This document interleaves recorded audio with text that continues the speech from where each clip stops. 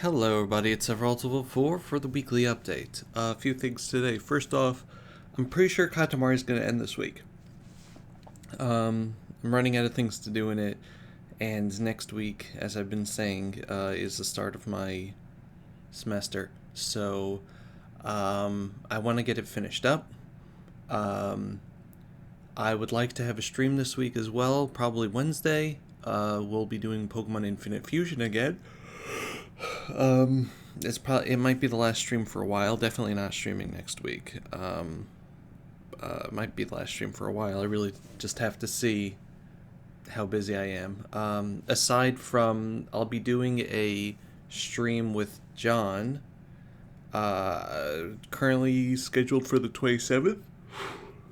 We'll be doing Pikmin Versus, and it's to help him raise money for class supplies. So I hope that y'all can help out with that. But yeah, last week's stream was Zelda Oracle of Seasons. We beat 3 dungeons. I'm not going to be doing that as a stream series, but it was very fun. It was very fun. Sorry. I'm tired. Speaking of tired, Pokemon Sleep. I've actually been using it. It's been helping me get to sleep on time, which is crazy. Other things that I did this week, I finished up the last 2 Patreon drawings. The first was Torgal. It's too reflective. One second. Shush you. How about now? Torgal puppy form from Final Fantasy 16. So that's very cute. And the other one is MajorMooch's OC Lucy, which I've drawn before.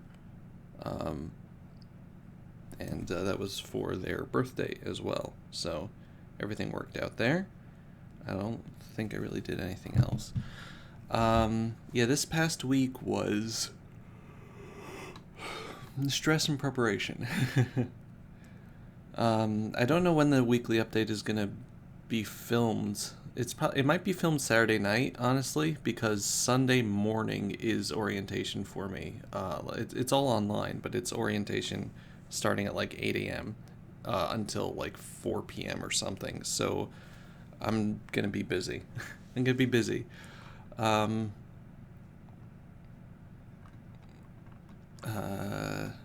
So yeah, it'll be interesting. I just got to figure out when to do things. I talked about this in the Katamari video, actually, the last.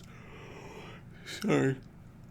I wasn't yawning until I started recording. I talked about this in Friday's Katamari video, about like just how I'm going to be structuring my time, and it's schoolwork, and then everything else is going to kind of fall into the cracks over there. So I apologize in advance for a lack of schedule.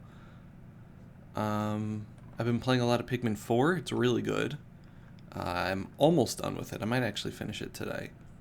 And then I'm finally going to move on to Final Fantasy 16 just in time for me to not be able to have time to play it.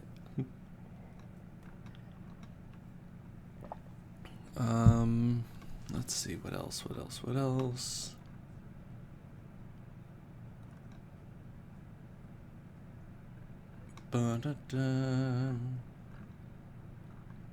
Shout out to my friends. They're pretty neat.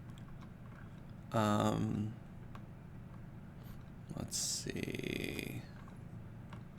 I got a replacement for the bed that I had. I had a Tempur-Pedic bed. I mentioned this a while ago.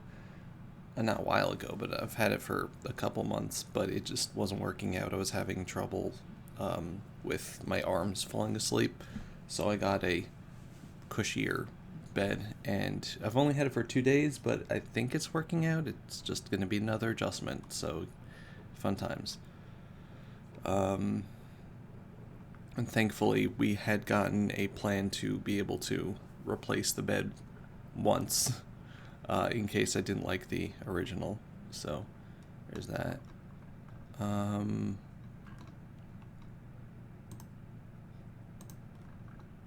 Let's see. The drawings.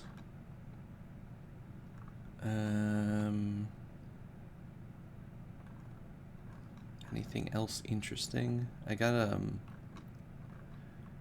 neighbor of ours gave us a whole bunch of Wii stuff that they were didn't need anymore. So it's like a bunch of garbagey party games, including Imagine Party Babies. But I also got a Wii balance board, which is kind of neat. Didn't have one of those before. Pokemon Presents. Sorry. Pokemon Presents on Tuesday. 9 a.m. Eastern Time, so that's going to be cool.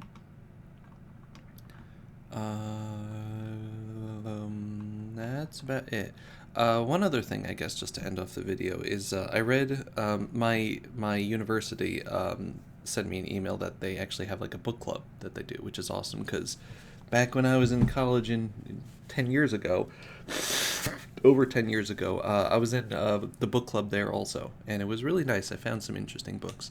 So I joined this time, and the book that they're recommending for the first thing is a book called The Midnight Library by Matt Haig, which is a short novel, but it's like a feel-good thing.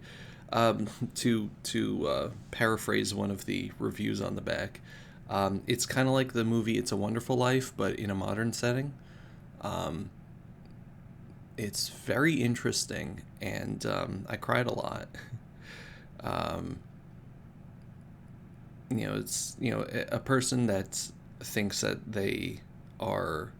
there's nothing for them to live for, essentially. They lose everything, and they get to experience the regrets that they have. Like, not experience the regrets, but experience the lives where they live through the things that they regretted not doing.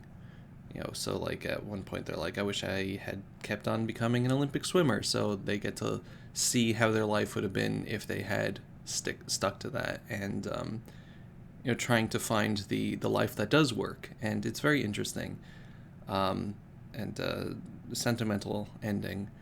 But one of the things that stuck out to me is the concept towards the end of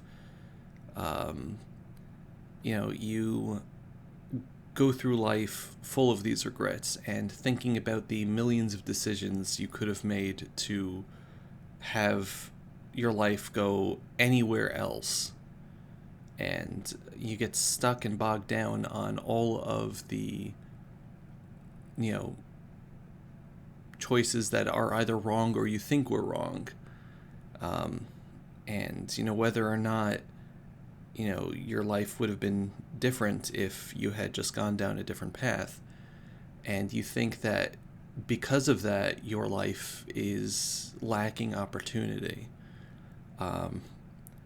But to offer a different perspective, if you accept the fact that your life has been in the past full of millions of choices and branches and opportunities, then you have to accept the fact that the future also contains an equal number of choices and opportunities and decisions for you to make, which is a bit daunting.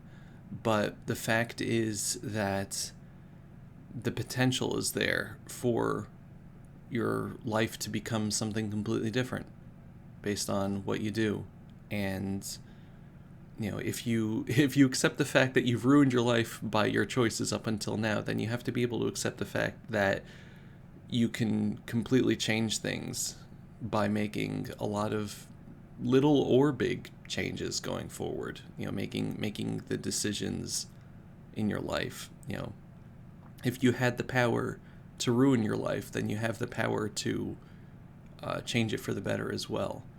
And there are an infinite number of possibilities going forward, and your life is full of that potential. And I've been thinking about that a lot because my last 10 years was a giant ball of regrets and missed opportunities that, were mostly not my choice, but I still feel all of the divergences in my life where things could have been different, and I mourn them because I know that it could have been so much better for me. It could have been so much different, but I have to accept the fact that I had all of these different opportunities and things that could have happened means that in the future there's also an infinite number of opportunities and chances for life to be different as well. And I just have to go forward looking for those opportunities. And that's, I guess, my message to you. Just never assume that all the doors are closed and that there's nothing left for you to do, because there is always going to be something that you will be able to do, and always going to be some way to change something. And sometimes it's a butterfly effect. You change a little thing and it blooms into something so much larger. But yeah, just keep that in mind. And thank you very much for watching. I guess I'll see you when I see you. But yeah, this is my last week of freedom for a few years, barring a few breaks in between here and there. But yeah, I have to think about that. Anyway, remember to be good to each other as always. Remember to just do good things for the people around you, and take care.